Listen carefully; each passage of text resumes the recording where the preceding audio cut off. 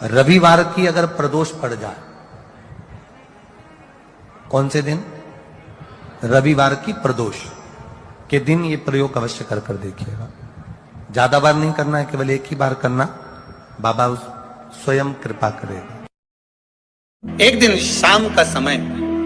प्रदोष का दिन, प्रदोष काल, भगवान देव अधिदेव महादेव मां जगत जननी पार्वती जी के साथ में भ्रमण कर। देखिए, अगर प्रदोष का व्रत नहीं कर सकते, प्रदोष के दिन आप व्रत नहीं कर सकते, मान लो आपसे भूखा नहीं रहा जाए, प्रदोष का व्रत नहीं कर सकते, प्रदोष के दिन आप भूखे नहीं रह सकते, मंदिर भी नहीं जा सकते, दिया भी नहीं लगा सकते, तो शिव महापुराण की कथा कहती है कि प्रदोष के दिन, प्रदोष काल में अपने ही दरवाजे के पास देवाधिदेव महादेव का स्मरण कर लक्ष्मी की वृद्धि के, कार्य सिद्धि के, संपदा को प्राप्त करने के लिए आप अपने ही दरवाजे के पास में एक दीप लगा सकते हैं। कौन से दिन? प्रदोष। उससे 1000 गुना शिवलिंग में बल की प्राप्ति होती है।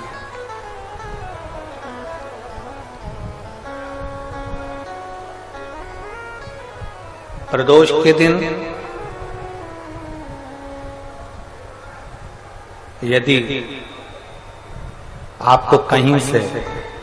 शमी पत्र मिल जाए, प्रदोष के दिन यदि कहीं से आपको शमी पत्र मिल जाए और प्रदोष काल में, प्रदोष का जो समय होता है, शाम का जो समय होता है प्रदोष काल, 4 प्रदोष, 5 प्रदोष आप कर कर देखिएगा कि आपका कोई काम है, कोई नौकरी के लिए आप अप्लाई कर रहे हैं, कोई समस्या बड़ी विकट आ गई है, कोई तकलीफ, बड़ा गला पकड़ रहा है बेटा, कोई तकलीफ विकट आ गई है, कोई समस्या विकट आ गई है, प्रदोष के प्रदोष, प्रदोष काल में अगर एक शमी पत्र भी आप घर के शिवलिंग को, अब ये करने के लिए आपको मंदिर पे शिवलिंग नहीं जाना, अपने घर में जो शिवलिंग, चाहे वो स्फटिक का हो, पारद का हो, कंकर शंकर का हो, लकड़ी का हो, जो शिवलिंग तुम्हारे घर में, कांच का हो, चाहे वो नर्मदा के कंकर का हो, नर्मदेश्वर हो, पाषाण का हो, जो शिवलिंग, चांदी का हो, सोने का हो, तांबे का हो, पीतल का हो, जो शिवलिंग तुम्हारे,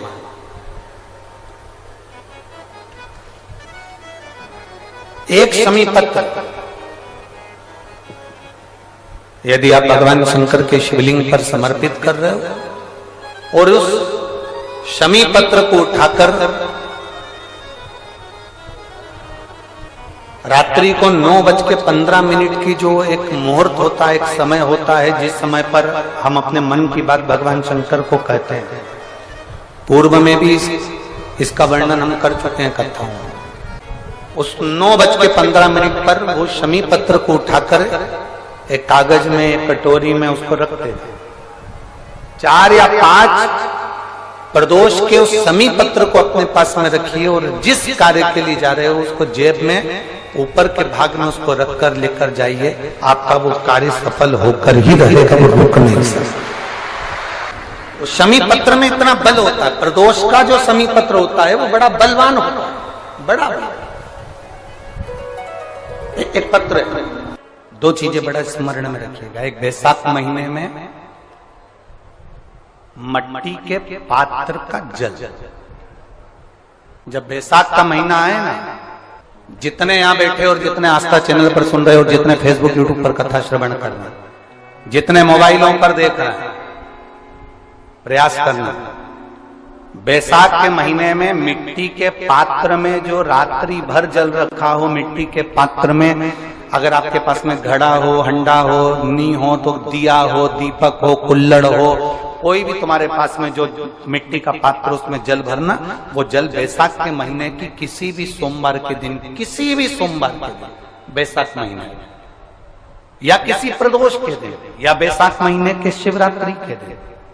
वो मिट्टी के पात्र का जल अपने घर के प्रत्येक व्यक्ति का स्पर्श कराकर उस मिट्टी के पात्र के जल को तांबे के पात्र में डाल लीजिए और घर के प्रत्येक व्यक्ति का स्पर्श करा लीजिए और शंकर भगवान पर कुंदकेश्वर महादेव के नाम से समर्पित करिए। कुंदकेश्वर महादेव। कभी जीवन में